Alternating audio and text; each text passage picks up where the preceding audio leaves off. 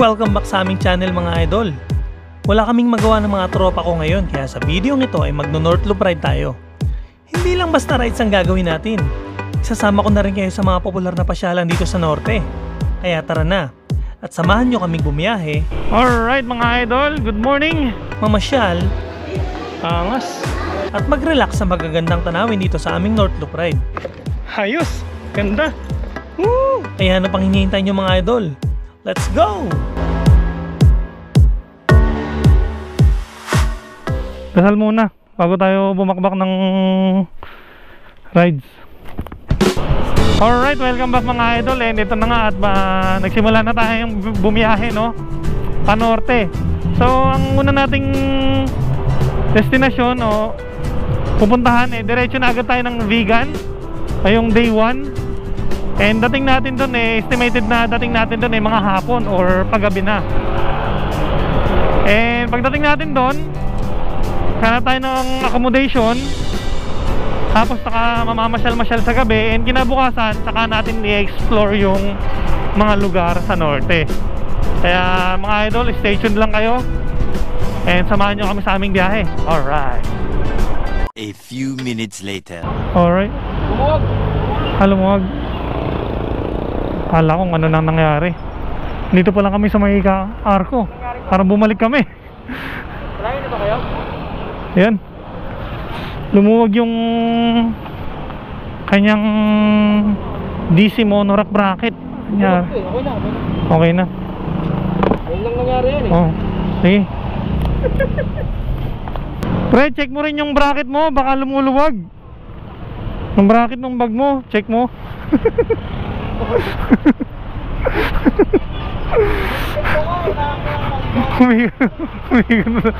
Ayan, so again, ulitin natin. Andito na tayo sa Malolos, Bulacan. Alright, let's go. Pampanga na, Pampanga. A few inches later. Yung mga idol, hindi na kinaya na sigpitan. Ilang oras hindi? Papatira na lang namin dito, papawildingan, papaispatan ng ganyan para hindi na ma-lost thread. 6.5 hours later. Alright, and nandito na tayo sa lungsod ng Tarlac mga idol. Dito na nga rin kami sa Tarlac, inabutan ng gutom kaya minabuti na muna namin na tumabi at kumain ng pananghalian. Tara, kain tayo. Ito po, nasa Rosales, Pangasinan na tayo. And meron pong bahagyang pagbuo ng trafiko. O, tignan nyo mga idol, sino nagsabing malubak sa probinsya? Tignan nyo naman ang kalsada. Woohoo! Napakakinis at napakaluwag. Pangasinan. Ito nga at nandito na tayo sa bahay ng Agoo. Alright. And nandito pa lang tayo sa Bawan, La Union. So meron pa tayong 3 hours bago makarating ng Vigan. And wala pa nga tayong accommodation. Tayo lang kasi yung nagno-North Loop ng tanghali umaalis, kaya gabi darating sa destination. So bahala na lang pagdating dun sa Vigan kung may mahanap kaming mura, hopefully. And then na mga idol, at inabutan na tayo ng dilim. Time check, ayan, 7:06 PM. Kaya pasarap tayo ng mga hinto-hinto. Ayan, ganda na ng kalsada dito sa La Union, no? Ayan, no? Meron ng kumukuti-kutitap na divider. Solar siguro yan, no? Hindi ako sure kung solar o di kuryente. Comment down nyo na lang below mga idol kung yung mga ganyang ilaw sa kalsada solar ba o may wiring sa ilalim. Ganda yun. Ginabi na tayo sa Ilocos Sur na. Yan mga idol, at kahit na madilim na nag picture pa rin kami dito sa arko ng Ilocos Sur.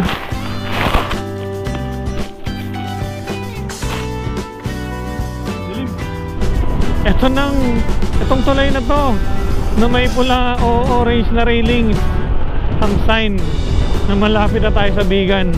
One more thing, pagdating dun maghahanap tayo ng accommodation. So hopefully sa ganitong oras may makita pa tayo. Ayan o, Vigan, Lawag, this way. Alright mga idol, and Nandito na tayo sa Bigan, sa Calle Crisologo. And as you can see, yan. Kung nandito na kayo sa Vigan, and yan ang technique, no, at nahihirapan kayo maghanap ng transient house or ng matutulugan for the night, all you have to do is ask sa mga local person here, like ito si Kuya na tricycle driver. For sure marami siyang alam na matutuluyan dito. Galingan tsamba mo, malakas eh. Bali, abutan nyo na lang si Kuya. Siyempre, parang sumakay ng tricycle. Parang yun na yung pinaka-tip mo sa kanya sa paghahanap.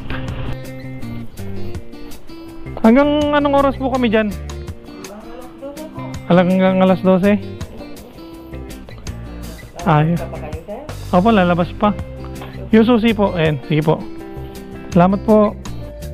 Alright mga idol, nandito na nga kami sa Calle Crisologo. Itong first stop namin dito sa Vigan. Ayan, ganda. Wala nyo kung nasan kami mga idol.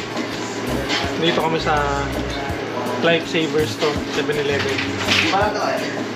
Kasi late na kami nakarating dito sa Vigan, and halos lahat ng mga restaurant sarado na, wala na kayong makakainan. Kaya suggest ko sa inyo, huwag kayong huwag kayong magpapagutom dito sa Vigan ng gabi. Huwag kayong magpapalit ng kain. Sobrang gutom namin, nabubulol na ako. Hindi na ako. And then maganda dito sa Vigan pag gabi, solong-solo mo yung lugar, pwede ka mag-picture kahit saan, no? So alang maganda rin dito pag araw kasi ang daming tao, kasi masaya, tingnan nyo.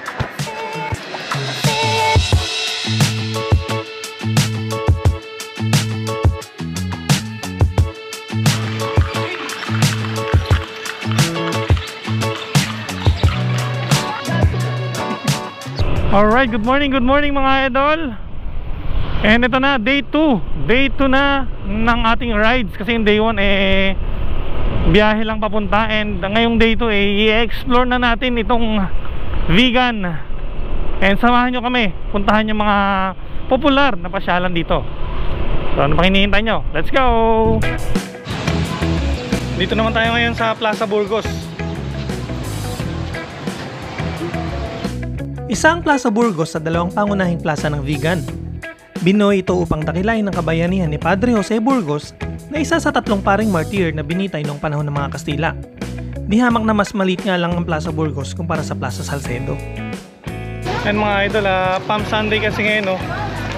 Ngayong punta natin dito sa Vigan. And then makita nyo na may daladalang palaspas mga tao. Sunod naman nating pinuntahan itong Plaza Salcedo. So alang mas maganda to sa gabi kasi umiilaw-ilaw yung fountain. Ipinangalan ng plasang ito sa Kastilang mananakop na si Juan de Salcedo. Ito rin ang sentro ng Vigan City na matatagpuan sa harapan ng Kapitolyo ng Ilocos Sur. At sa plaza ding ito binitay ang isa sa ating mga bayaning, si Gabriela Silang. And next na pupuntahan natin itong museo ni Padre Burgos. Yeah. Unfortunately, bawal mag-video sa loob.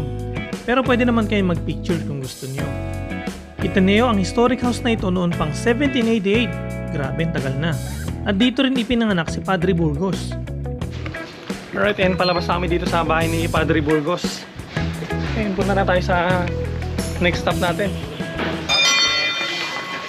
Ang bungis. Sa mga idol, at nag-book na kami ng kabayo. Ito na yung binook naming Grab.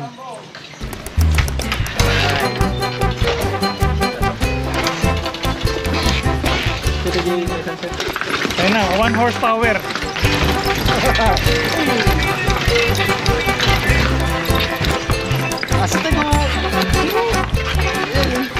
So kung ayun yung mga motor namin naiwan. So kung pupunta kayo dito sa Vigan nyo, siyempre huwag niyong palalagpasin yung pagsakay ng kalesa. Ito. Ano pangalan nyo kuya? JR. JR, yan si Sir JR. Shoutout kay Sir JR.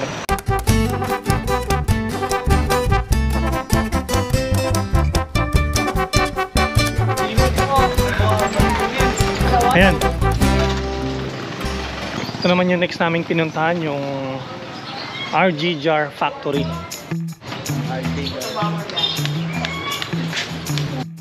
Kaya pagpasok niyo dito, iba't ibang klase na ng jar agad yung makikita nyo. Iba't ibang klase ng design, sizes. So,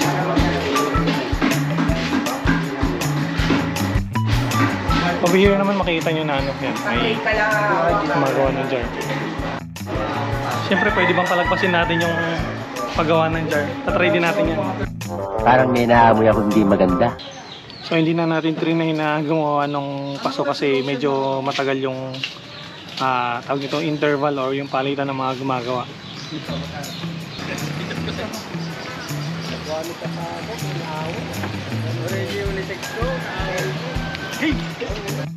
And next stop, dito tayo sa Irmas, Longganisa and Bagnet. Ayan, tatry natin.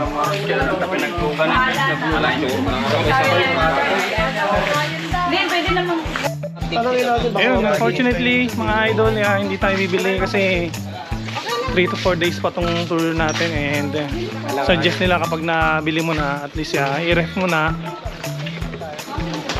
1 day lang, kailangan mai-ref mo na kasi baka nga naman masira, baka maalanganin yung longganisa. So punta na tayo sa next destination natin. Next stop mga idol, dito tayo sa Crisologo Museum. So sa mga di nakakakilala kay Crisologo, siya yung Lieutenant Colonel sa Army and siya yung binaril sa simbahan. And sabi ito, fun fact, siya yung founder ng SSS. So makita mo yung mga certificates and achievements ni Congressman Floro Crisologo. Mahilig siguro mangolekta si Crisologo ng mga salakot, no? Kasi ang dami. Kasi iba't ibang lugar may mga ayan. Bohol, Catanduanes, Batanes, Lukban, Palawan, Vietnam, La Union, Ilocos, Marinduque. Ayan, iba't ibang klase ng salakot mula sa iba't ibang klase ng lugar. So trivia ulit tayo mga idol, no? Itong asawa ni Congressman Floro Crisologo na si Governor Carmeling, na-ambush sila. Pero ang target talaga si Congressman Floro Crisologo and nakasakay dito. Yan yung asawa ni Congressman Floro Crisologo and in-ambush, pinagbabaril. Ayan, dito. 3 tama ng bala, ayan. Merong marking yan. 1, 2, 3. But she survived. Kasi hindi tumagos yung bala. Kasi Chevrolet yung kotse. Hindi, joke lang. Yun nga, hindi tumagos yung bala and buntis si Governor Carmeling that time. And yung pinangalan nila sa anak nila is Bullet. And magaling din yung driver nila, no, para maka-escape. Yun naman yung gulong, running flat para lang makatakas. And ito na yung rim ng gulong while they are running flat. Yan, as you can see. Yan, bengkong-bengkong yung rim. Pagkagaling nga namin sa Crisologo Museum, bumalik kami sa Calle Crisologo para mag-picture taking. Nakakapagod. Kain muna tayo ng lunch. Tama-tama. Tara. Siyempre mga idol, pag pumunta kayo dito sa vegan, huwag niyong palalagpasin na matikman ang kanilang specialty na bagnet. Kasi walang ito in order namin. Ano lang, low budget. Ayan. At least natikman, di ba?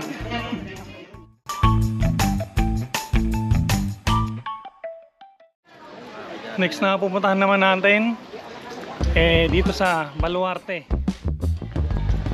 Actually gusto ko talaga makita dito yung mga taxidermy niya, yung collection niya ng mga taxidermy. Kaya tara, samahan niyo ako.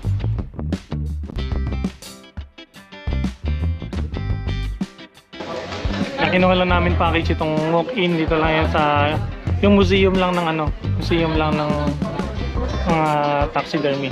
Ito naman yung package A and B. Papakita ko sa inyo yung difference. Ayan. So yung package A may feeding area, safari, gallery, crocodile park, and terrarium. And yung B naman, may feeding area, safari, gallery, big cat, giraffe, antelope, crocodile, and crocodile park and terrarium. Yan. So, hindi lang hayop ang makikita nyo dito, no? Ano rin, dinosaur.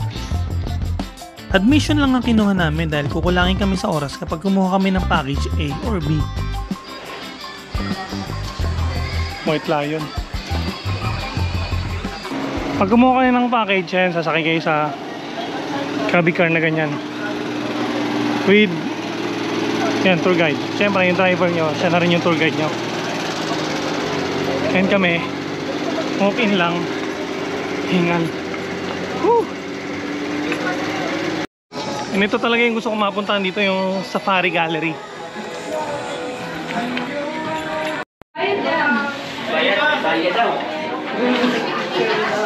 Tara. Entrance. Ooh. Ang Baluarte Zoo ay pagmamayari ng politician at businessman na si Chavit Singson. Originally ay rest house niya lamang ito. Mahilig manghunting si Governor Chavit at mayroon siyang sariling museum ng kanyang mga nahuli. Ito rin ang nagbigay sa kanya ng idea na magbukas ng zoo para na rin daw hindi na kailangan pang lumuwas ng mga taga-Ilocos ng Maynila para lamang makakita ng mga exotic at wildlife animals. Alright! Alright, and tapos na nga tayo sa Baluarte. This time papunta na tayo sa Poway Church and 1 hour, 1.5 hours ang biyahe natin, no, papunta dun. So tara, medyo hapon na, kaya bibilisan natin, no, takbo natin ng konti. Sana makaabot tayo. And kailangan ulit natin magpagas mga idol. Yan, bago tayo tumulak papunta ng ito sa Poway Church. Mga estimated time of arrival natin doon mga 4 PM. Sana makaabot pa tayo kasi balak pa natin pumunta doon sa Malacanang of the North kung may time pa. So hopefully maging maluwan ang biyahe. Alright! And sa wakas, nakarating na rin kami sa arko ng Ilocos Norte. Oh, picture mo na!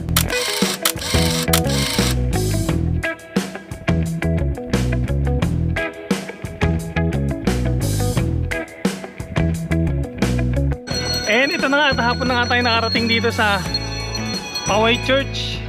But it's okay, worth it pa rin yung biyahe.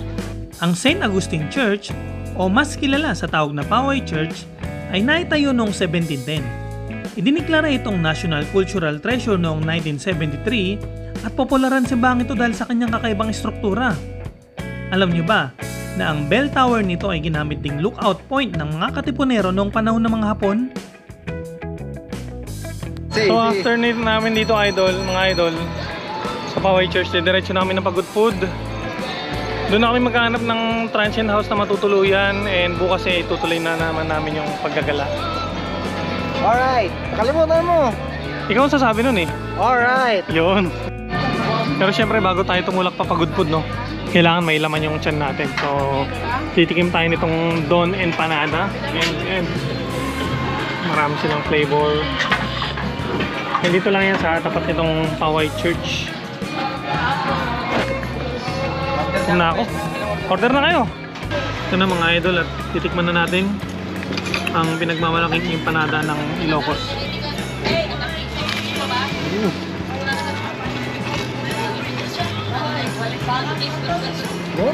Init. Stop. Mukhang napasarap yata kain namin ng empanada. Kaya hinapon na kami at hindi na nakaabot sa Malacanang of the North.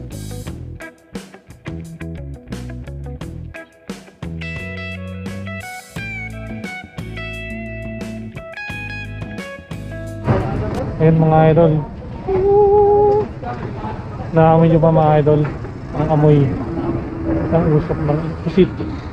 Napahinto kami kasi yung bango ng pusit, tsaka sa pa alas 7 PM na rin, kailangan na naming mag-dinner. So itong magiging dinner namin ngayon. Ayan, 4 na stick, 100 pesos. Woo! Meron din silang isda, tuna. Sarap. So for our accommodation for tonight, Ano namin dito nagtanong din kami sa mga locals dito kung meron ba silang alam na somewhere kung saan pwedeng mag-transient house ngayon. And meron naman, malapit lang ngayon, walking distance. Siguro mga 100 meters away. And after kumain, yun, tara kami dun. Ay muna tayo. Mga idol, nakahanap na nga kami ng room. Pero good for 7 person. Ayan, tingnan yung gano'ng kalawak. Ayan, laki. Para sa mga magtatanong kung saan tong transient house na to, ilalagay ko na lang sa description below yung pangalan or yung mapa ng transient house na to. Alright? Tomorrow. Alright, welcome back mga idol. And day 3 na ng ating biyaheng North Loop. So, to, shoutout again sa Vladimir Restaurant. And ito talaga ang recommended ko na stopover dito sa Ilocos Norte bago kayo dumiretso ng Pagudpud. Kung inabot kayo ng gabi tulad namin, no? Napaka-accommodating ng mga staff nila and mura para sa swak sa budget. Pasok na pasok para sa mga katulad nating beheros na medyo tight ang budget. Alright. Ayan, napakadami. Nagdidikit sila ng stickers nila dito. Ate, Sa atin lang to. sorry po, pwede mong makidikit din ng sticker dyan. Sige po, salamat. Ayan, ipaalam na tayo mga idol. Ito sa atin ilalagay banda sa ito, kasi maliit lang yung sa atin para magamit yung space dyan sa gitna. Alright. Thank you.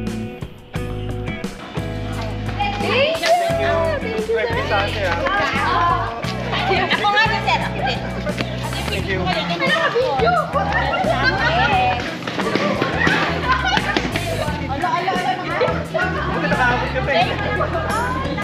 Ate, salamat po. Baka may shoutout kayo, te. Wala. Salamat po. Ingat po. Ayan. Salamat. Mga kapsat natin dito sa Ilocos Norte. So, let's go. Ito na, lalarga na kami. Let's go, Lord. Shoutout po ulit sa lahat ng staff ng Vladimir. Salamat po. Thank you. Ayan. Salamat po.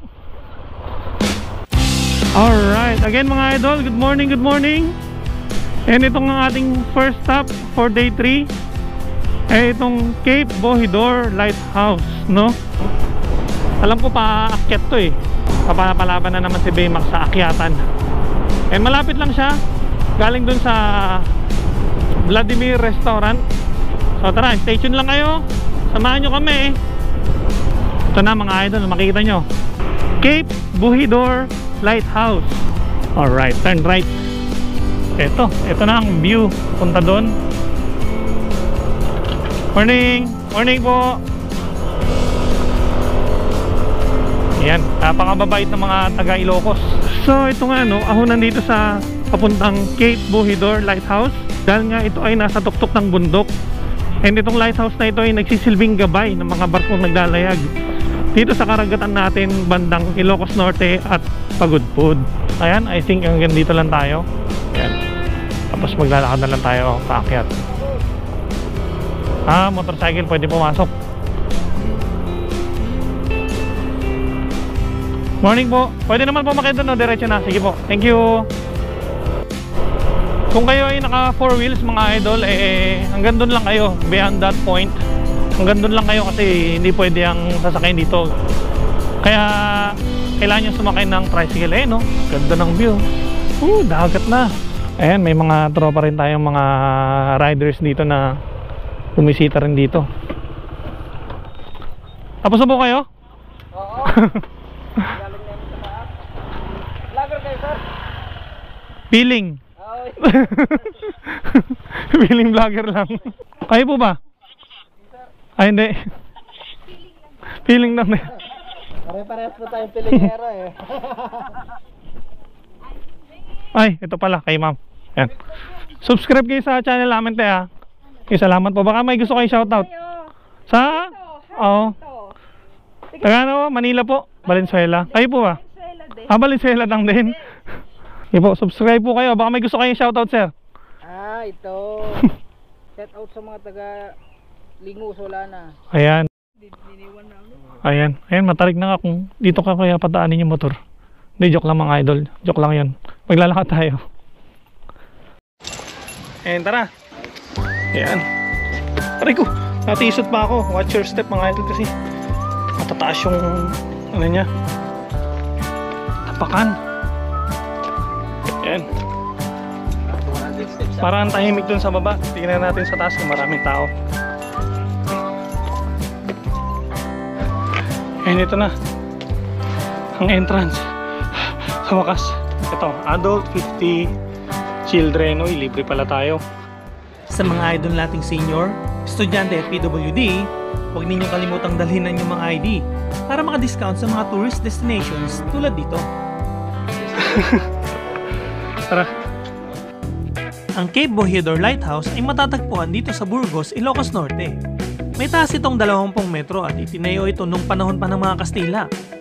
Una itong pinailaw noong March 30, 1892 upang maging gabay ng mga maglalayag na galyon sa baybaying nasasakop nito.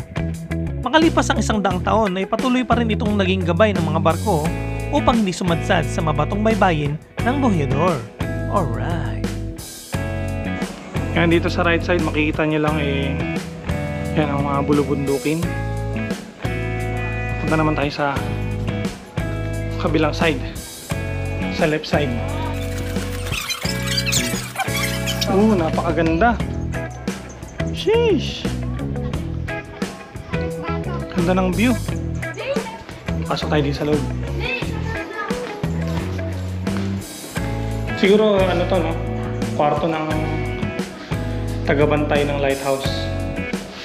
Pero paano? Ito ang Durabox nung araw. Tsaka maleta. Yan ang Samsonite nung araw. Dito naman yung museum. Ayan. Ano kaya itong mga to? Kung ano man yan, hindi ko alam. And ito, yan. No entry beyond that point na kasi gawa nga nung lumindol last 2023. Medyo hindi na siguro yumanig yan. Hindi na nila pinapakyatan tong pinakatuktok. Kaya hanggang dito lang tayo. Pero okay lang, maganda pa rin naman ang view. Yung kita mo pa rin naman view. Hindi nga lang, hindi ka makakakita ng panoramic view kasi sarado. And tapos na nga tayo sa Cape Bohiador Lighthouse. Next stop natin, punta tayo sa Pagali Natural Pool. Alright. Let's go, Lord. Salamat po. And ayan, pwede rin kayong mamili ng mga souvenir dito sa side na yan. So mula nga dito sa lighthouse hanggang sa Pagali Natural Pool ay ano lang mga idol, 15 minutes lang. Pakalapit. And ayan mga idol, liligo tayo dito pakaliwa kung clockwise ang inyong North Loop ride. Nakita nyo ng arko ng Pagali Sawit. Welcome, welcome Pagali Sawit. Ganda ng view mga idol, oh. Wow. Medyo makitid lang yung daanan dito papunta sa Pagali Natural Pool. Pero ang ganda ng view kasi tignan nyo, kita na yung mga windmill, oh. Ang ganda. Woo!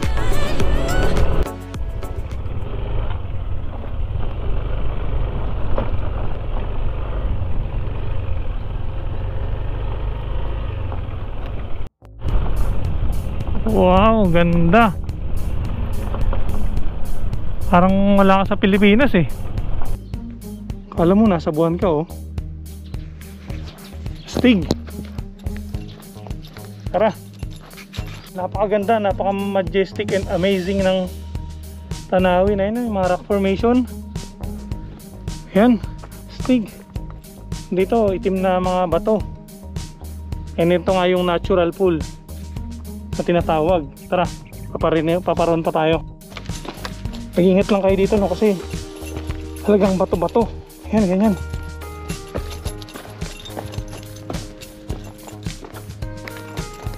Yan, napakaganda. Siguro pag high tide dito, no, ito itong mga lagoon na yan nagkakaroon ng tubig. Oh, mas maraming lagoon. Ngayon may mga lagoon na to eh, tulad yan. Dito meron oh, ayan oh. Astig. Ganda. Woo! Ayan, natural pool. Papunta dun sa dagat. Bali dito nagcha-channel yung tubig. Papunta dito sa mga mini lagoon dito. Ganda ng view oh. Astig. Yung mga kasama ko kasi hindi na sumunod. Nandun na. Paiwan na lang dun. Yan, coral reef to. Yan, masasabi ko talagang coral reef to kasi ano, marka yan ng reef. And natuyo na lang siguro kapag lipas ng henerasyon.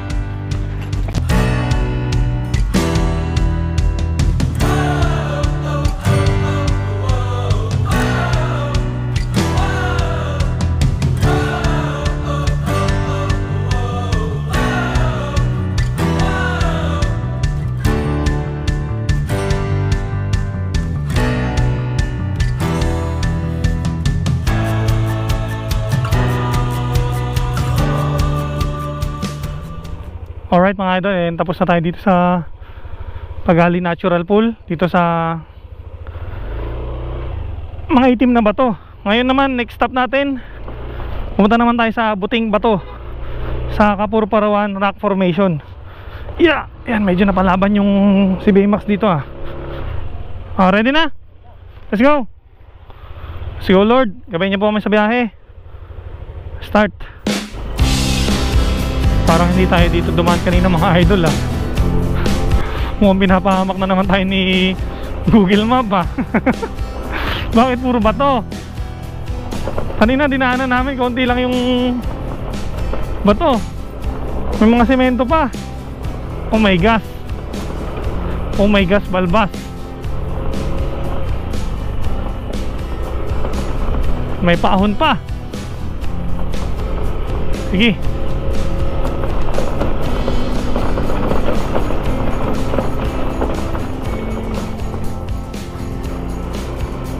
Shortcut yata ito mga idol. Yan na mga windmill. So lang di tayo dito, doon tayo sa ano, sa may tabing dagat. Parang na wrong turn tayo ah.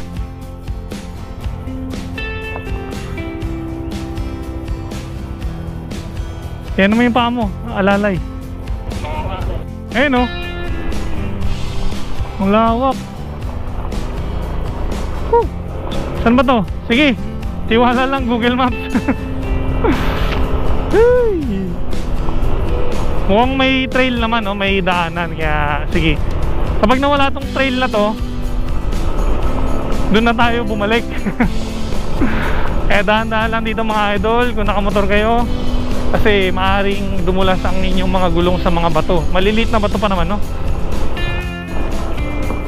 So yung mga naka-ADB, no? Ayan, sulit na sulit nila yung gulong nila, saka yung shock nila. Napakaganda kung ganun ang motor mo. Bagay na bagay sa mga ganitong kalsada. Pero buti na lang din, kahit na itong si Baymax ay ganito, ang gulong nito ay Corsa tires, naka dual sport na gulong. Kaya may laban-laban sa mga ganitong mga mabato at medyo mabuhangin na kalsada. Kasi talagang pinaghandaan natin tong North Loop na to, na kung saan man tayo mapadpad o dalhin ng mapa tulad ng mga ganito, hindi natin i-expect maliligaw or ituturo tayo sa ibang daan. Ayun, sa wakas nakakita rin ng semento. Sheesh!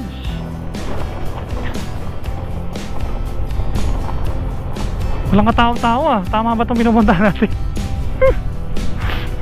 Parang tayo lang nandito ah. Sa wakas may sibilisasyon dun sa dulo. Alright. Yan, kung dito na tayo magpapark mga idol. Yan na yun, no?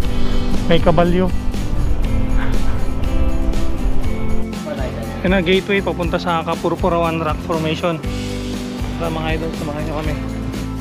Yan, bababa kayo dito sa hagdan at papasok sa kuweba ng halaman. And ayan. Pwede rin kayo mag-rent ng yan, kabayo for 100 pesos. Kasi yan, maglalakad pa kayo. Medyo malayo pa yan. Pag maglalakad kayo dun sa mga mismong rock formation. Kaya yan, kung ayaw nyo maglakad, sakay kayo ng kabayo. And great experience pa. Yan, and itatry din natin yung kabayo. Kasi medyo malayo-layo. Para ma-enjoy natin yung view dun nang hindi tayo pagod. Okay na po? Saddle.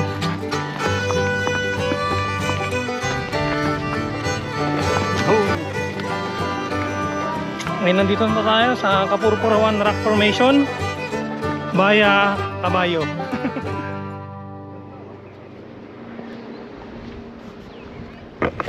Ayos! Ganda! Woo! Isa pang popular na pasyalan dito sa Burgos, Ilocos Norte ay ang Kapurpurawan Rock Formation. Kapurpurawan na hango sa salitang Ilocano na puraw o puti naman sa Tagalog. Kilala ito sa kanyang malakremang guhit-guhit na limestone formation at nakakamanghang asul na dagat. Nakakasilaw dito kapag tirik ang araw, kaya suggestion ko sa inyo, magbaon ng sunglasses kung bibisita dito. Ayan mga idol, at bawal pala dun sa pinakatuktok kasi medyo delikado na nga. Nasita tayo. Ganda oh. Pre, balik na tayo. Tanda mo na ba yung kabayo mo? Ano bang plate number ng kabayo mo? May plate number ba? Hindi ako nagbayad kaya hindi ko na hinahanap. Mga idol, pabalik na tayo dun sa bungad kung saan tayo sumakay ng kabayo. Suggestion lang, no? Kung pupunta kayo dito, maganda may payong kayo. Kung babae naman, maganda may sombrero. And magdala ng sunglasses kasi puting-puti yung rock formations. Talagang masisilaw kayo and merong darating yung point na maluluha kayo sa sobrang liwanag. Kaya maganda naka sunglasses. Tulad ng kasama ko, naluha, hindi niya masyado na-enjoy yung pagpipicture kasi nga masakit sa mata dahil puting-puti talaga.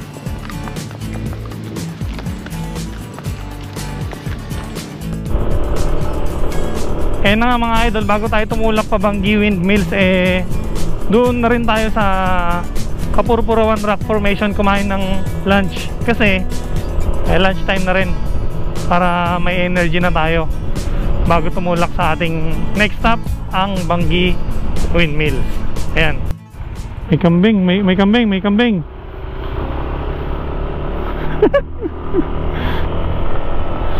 Ayan, nandito na tayo sa Banggi. Alright, woo! Let's go! Wow, ganda! Ayan, windmills. Wow! Ito na mga idol, at bago kayo makarating doon, ito yung magiging trail nyo. Pero hindi, may semento naman. Dito na sa dulo tong may ganitong mga bato-bato kapagsubok. Ayan na mga idol, ayan na yung windmill. Alright, woohoo! Woo! Narinig na tayo. Woo! Panalo.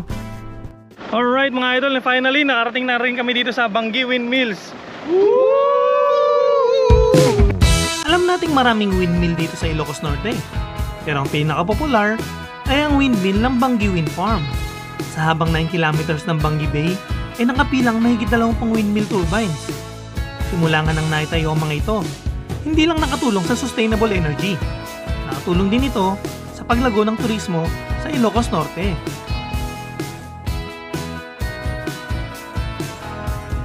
Yan, thank you Lord, at maganda ang panahon. Nakapagpalipad kami ng drone, hindi ganun kalakasan yung hangin. And may bago tayong subscriber, Small World.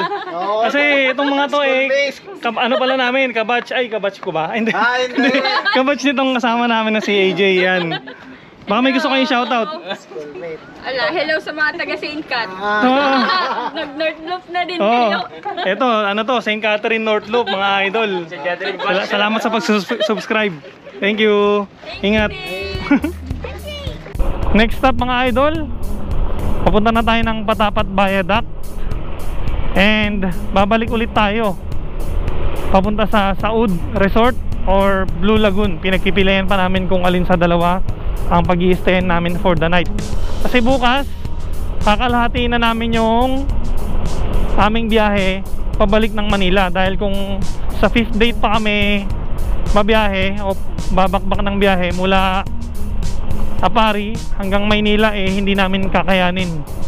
Kaya kailangan mga lahati na, kasi meron kaming time frame na 5 days para mabuo itong North Loop, no?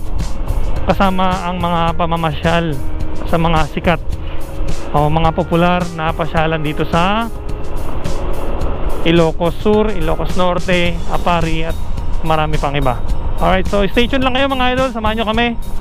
Alright, and ito tayo yung tulay papunta sa Pagod Food. And ito nga, makikita nyo na yung arko ng Pagod Food, puting puti.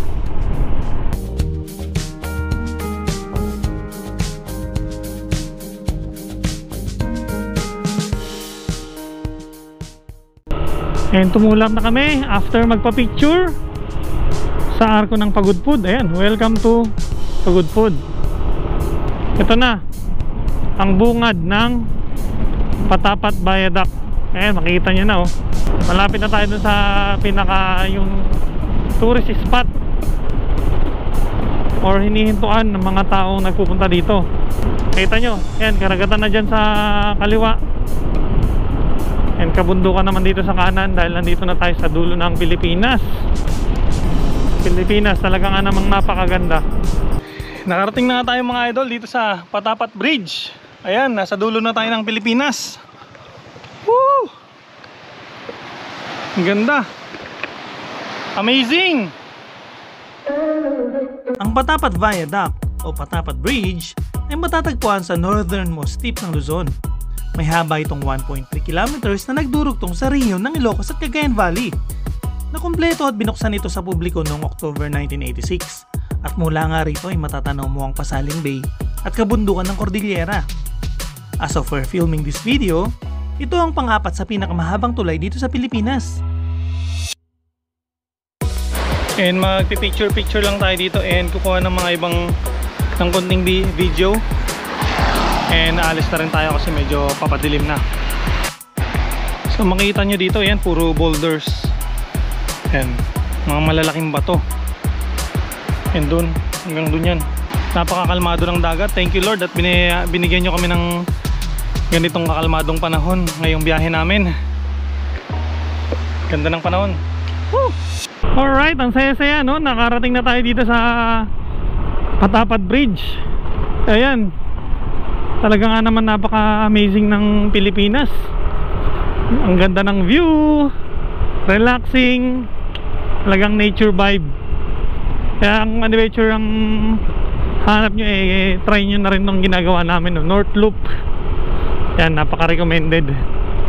Hindi lang siya basta gala lang, nakaka-relax din. Pagod yung katawan pero yung isip mo nare-relax. Ayan, ang susunod naman naming pupuntahan ay itong Bantay Abot Cave. And after that, diretso na kami, hanap na ng matutuluyan for tonight. Ito na, at papasok tayo dito. Ayan, sa pinasukan ng kotse. Ito yata yung may haharang sa atin dito. Magandang hapon po, doon lang po sa may sa may cave. Sa may Bantay Abot Cave ba yun? Pero may entrance sir. Ah, sige po. Magkano po? 20 per head sir. 20 per head. Sino bang... Ayan. May entrance na 20 pesos. Na, mga idol. And sa malayo pa lang, kita mo na yung sign ng Bantay Abot Cave. Ayan, yung kulay green na yan. So dito na lang tayo magpa-park. And lalakarin na lang natin papunta dun, no? Bantay Abot Cave. Nagawa mo. Alright mga idol, nandito na tayo sa Bantay Abot Cave. Ay, wala pa pala. Nasa sign pa lang. Tara. Sa loob nitong rock formation na yan, nandyan yung cave. Ay. So bababa ka dyan, saka ka papasok doon. Hango sa salitang Ilocanong Bantay Abot. Bantay na ang ibig sabihin ay bundok, At abot na ang ibig sabihin naman ay butas, kung sa Ingles ay mountain with a hole. Hindi ito natural na kuweba kundi burol lamang siya na nasira ng lindol noong 1980 at nag-iwan ng butas sa gitna.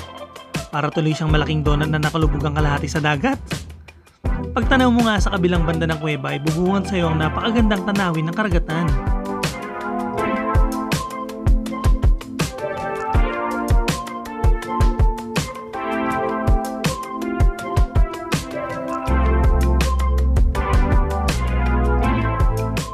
Mabato na naman. Pero hindi naman ganun kahirap yung trail. Saktuhan lang. Wow. What a nice view. And ito na yung cave. Yan. Sila madam. Woo! Ganda na shot. Yan. Kita tayo. Yan na yung cave.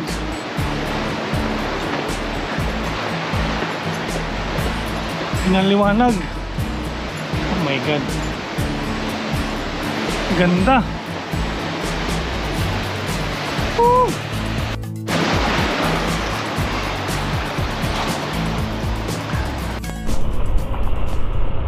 Matapos nga mga idol sa Bantay Abot Cave, pupunta naman tayo sa Blue Lagoon. Tingnan natin kung anong itsura doon, kung doon ba tayo magna night stay or hanap pa tayo ng iba. Malapit na kasi dun sa Bantay Abot Cave, kaya mag-i-inquire na rin kami. Oh, ang ganda ng paahon, no?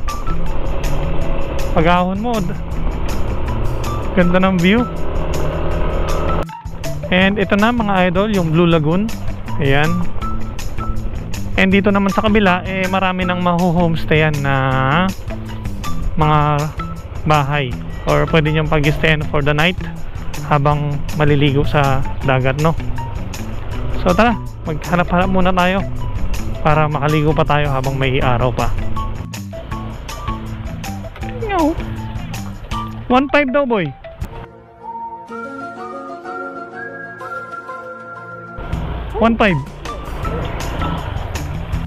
Sir Maki, Chito po, salamat. Sige, prepare lang po namin yung bayad.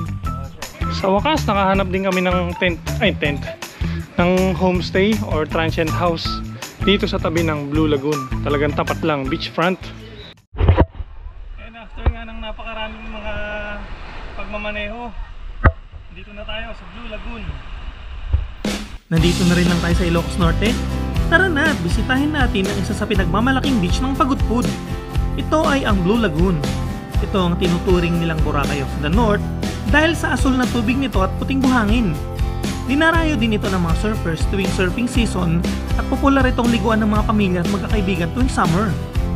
Heto nga't hindi na ako makapaghintay at nauna na ako mag-swimming. Sarap maligo dito sa Blue Lagoon kasi napaka-asul na ng tubig, sobrang linaw, kitang-kita mo pa at tanaw na tanaw mo itong ng view mo habang naliligo. Ayan o, yung bundok, yung mga windmill, tapos may sunset pa, parang drawing mo nung bata ka, nung elementary. Sunset pa tayo. Ganda.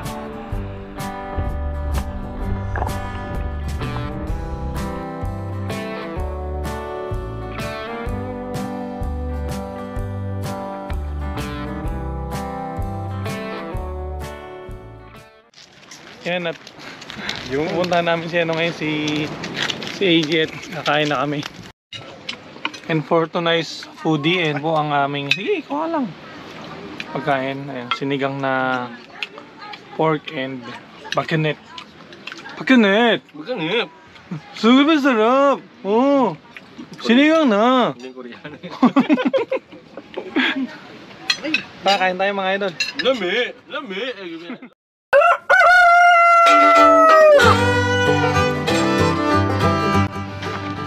Alright, good morning mga idol, and day 4 na ng ating North Loop rides, and dito nga tayo nag-stay ng ating third night sa Blue Lagoon. And napakaraming dito, transient house and beach houses na pwede nyong pagpilian. So kayo na lang magtatanong o maghahanap, kasi ang presyo depende kung ilan kayo. Minsan kahit malaking room tapos konti lang naman kayo, like namin 3, binibigyan na lang nila ng discount para maka-avail ng kwarto, no? So ito nga, andito tayo sa harapan ng yan, Blue Lagoon. Yan, beachfront lang. Nandun naman kami kwarto. Talaga nga namang blue to, no? Blue Lagoon, para sa cove, si paikot. No, paikot siya na ganon. And sa harap lang niyang Blue Lagoon na yan, ng beach, bundok. And dito, tanaw nyo, mga windmill. Napakagandang tanawin dito sa Blue Lagoon. Recommended talaga.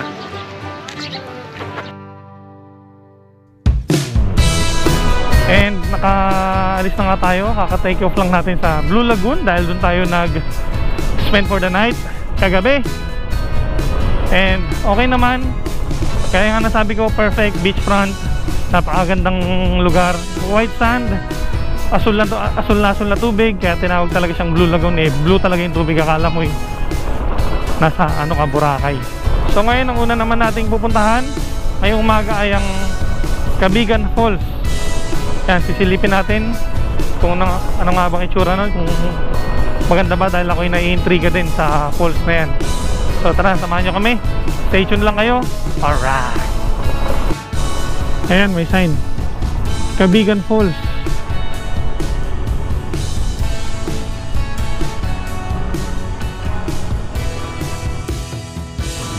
Good morning po. Mag-i-inquire po about sa Cabigan Falls. Sir, dito po, kung pupunta kayo, sir, mag-register kayo dito. Tapos may tour guide tayo papunta doon. Magkano po yung tour guide po?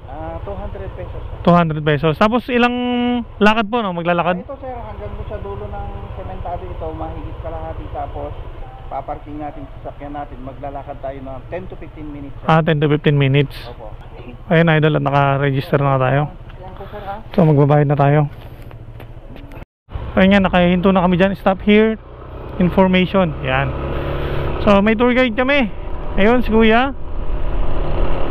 And magmamotor tayo hanggang sa kayang abutin ng motor, or hanggang sa may semento. And pagkatapos ng semento, and doon na daw magsisimula yung trekking for 15 minutes. Ayun o mga idol, dito pala, ganda na ng view. Wow, amazing. Ito na nga, at narating na natin ang hangganan ng semento. So pero hindi, sundan pa daw natin si Manong may ipaparkingan daw. Aray ko, ang taas. Ito na siguro yung jump off point papuntang Cabigan Falls. So park tayo dito daw, sabi ni Kuya. And ito ang mga kasama natin dito sa jump off point, si Sir Rudy. Yan, Manong Rudy and Sir Rogel. Yan, siya ang magiging ating tour guide dito sa Cabigan Falls. Mukhang madali lang naman yung trekking, diretso lang. Siyempre kasama pa rin natin, shoutout kay AJ and RGTV nasa likod. Isa sa hindi masyadong nababanggit na pasyalan dito sa Ilocos Norte ay ang Cabigan Falls, na matatagpuan sa Barangay Baloy ng Pagudpud. 20 minutes lang ang biyahe mula sa Blue Lagoon at 15 minutes naman na lakad para makarating sa falls. Ang talon nito ay may taas na 27 meters na bumabagsak sa malinaw at malamig na batis, na siya namang perfect lalo na ngayong summer. Kaya kung ako sa inyo mga idol, idagdag nyo na rin ang Cabigan Falls sa bucket list nyo.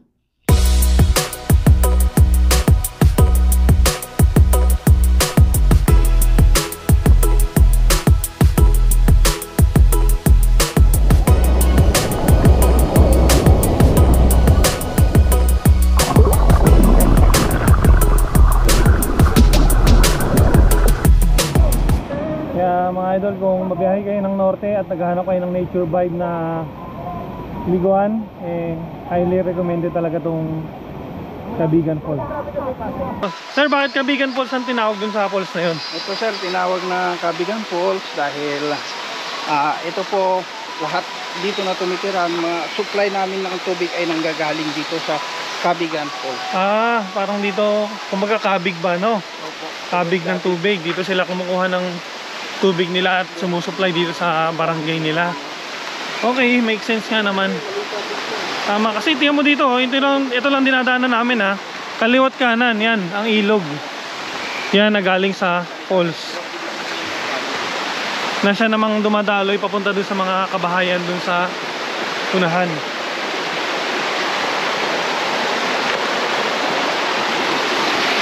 Napakasarap maligo sa Cabigan Falls. Yun nga, sabi nga ni Sir, hindi sulit yung pagbiyahe mo ng Ilocos kung hindi mo bibisitahin tong Cabigan Falls.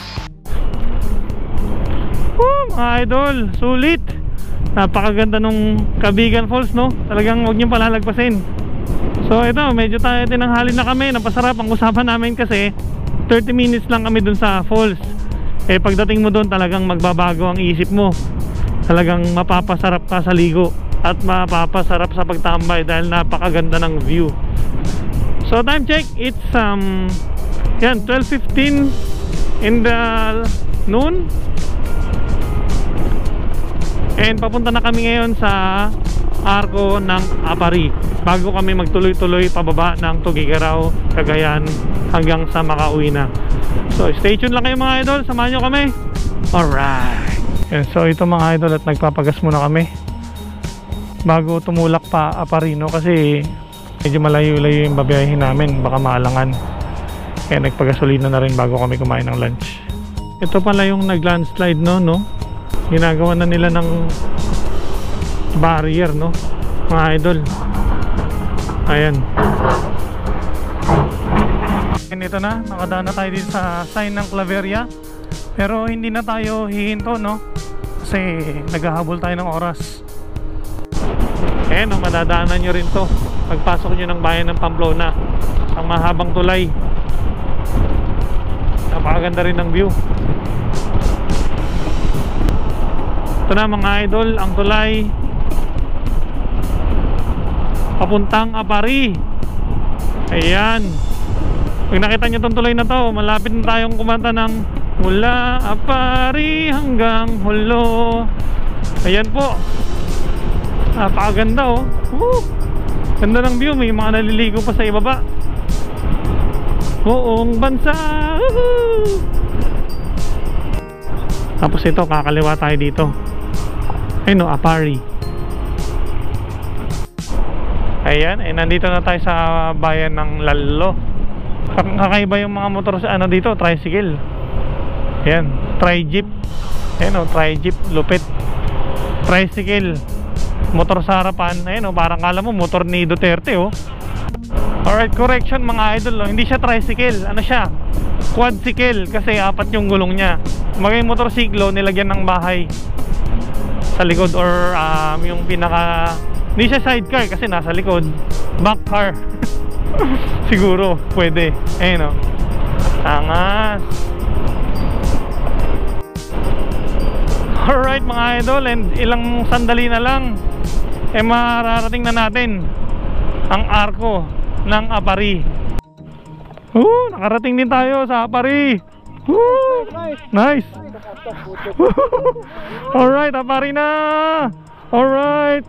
Sorry, picture muna tayo. Woohoo.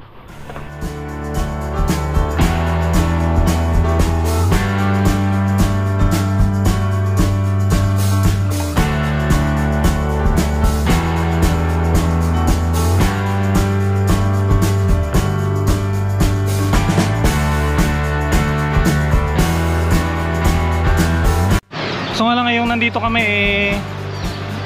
nire-renovate nila, or siguro nagre-retouch ng nire-repaint nila yung kulay red na pintura ng Apari na Arco.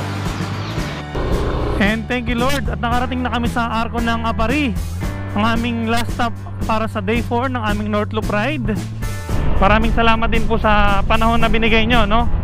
Para sa amin napakaganda ng panahon. Hindi umulan, hindi maaraw masyado, sakto lang, hindi masyado mahangin. And nakapagpalipad tayo ng drone para sa ating mga drone shots. Ayos talaga, thank you Lord. And ngayon, ang magiging challenge naman natin ay yung pabalik ng Manila, dahil napakalayo, no? Mula dito sa Apari hanggang sa Manila. Kaya again, Lord, guide us sa biyahe. Kaya na pong bahala, guide niyo po kami. Thank you, Baymax, ha. Huwag kang magloloko, please. Ayan mga idol, ginabi na nga tayo. Wala na akong mabasa na mga karatula kasi puro puno. Pero ang huli nakita ko doon this way to Santiago. Ang original na plano namin ay maghanap ulit ng transient house gaya ng mga nakarang gabi. Pero bigla ko naalala, may kamag-anak nga pala kami sa Isabela. Kaya doon na kami nagpalipas ng gabi. Kasi napanood ko yan eh, no? Alright. Okay, kain lang kayo dyan. Geng. And kahapon ay galing nga kami ng Apari, no? So hindi namin kaya na dumiretso mula Apari hanggang Manila. Kaya kalagitnaan dito sa Isabela tumuloy muna kami dito sa aming ancestral house dito sa Isabela. Day 5 na ng ating North Loop ride and nandito na tayo sa Santiago City dito sa probinsya ng Isabela. Nga pala, shoutout sa dalawang auntie ko na nagpatuloy at nagkasikaso sa amin kagabi, no? Kahit na alas 12 ng gabi na kami dumating. And ngayon nga ay babiyahin na talaga tayo, ng pa-Manila na tayo. Tuloy-tuloy na and guide us, Lord. Let's go!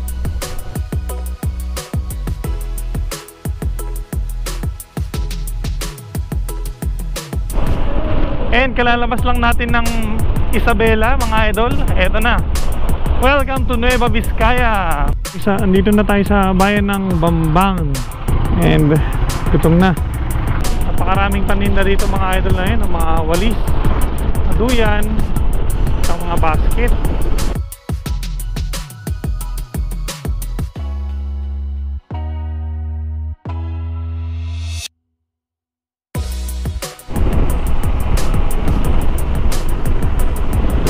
San Rafael, Bulacan. And malapit na nating makompleto ang ating North Loop mga idol. And shoutout nga pala sa tindahan na nagbigay sa atin ng plastic ng yelo, no? Grabe mga idol, inulan na kami. Sheesh! Alright, Plaridel Bypass. Yes! Alright, finally nakabalik na rin tayo ng Manila. Grabe, nakakapagod. What a ride. So first of all, maraming salamat sa Panginoon kasi ginabayan niya kami sa biyahe. Second, kung nandito pa kayo at pinapanood nyo pa tong video namin, maraming salamat mga idol at sinamahan nyo kami sa aming North Loop ride. Grabe, ibang klaseng experience talaga. Ang pinaka naging hamon sa amin dito sa North Loop ride yung biyahe pa uwi. Kasi napakalayo talaga Alam nyo naman, hindi tayo pang endurance ride. Pang lang tayo, pang takbong pogi lang. Pero kinaya pa rin naman, no? Bale, ang naging total nung takbo namin 1,440 kilometers. Yan. And pagdating naman sa gasolina, bago ako umalis, nagpa full tank ako. Ang motor ko nga pala ay Yamaha NMAX version 2. Full tank, and sa buong biyahe nakapag-top up ako ng gasolina na 24.68 liters ang naidagdag ko ang nagastos ko sa gasolina, no? So kayo nang bahala mag-compute. Hindi ko na sinama kung magkano kasi baka iba yung presyo ng gasolina sa ngayong nag-vlog kami and sa presyo ng gasolina ngayong nanonood kayo, no? Again mga idol, maraming salamat. Kung nanonood pa rin kayo hanggang sa part na to ng North Loop ride namin, please consider subscribing. Pahit na rin yung like button, pati na rin yung notification bell para lagi kayong updated sa mga darating pa naming mga video. So paano ba yun mga idol? Gusto na talagang magpahinga. Grabe, what a ride. Hanggang sa susunod. Alright.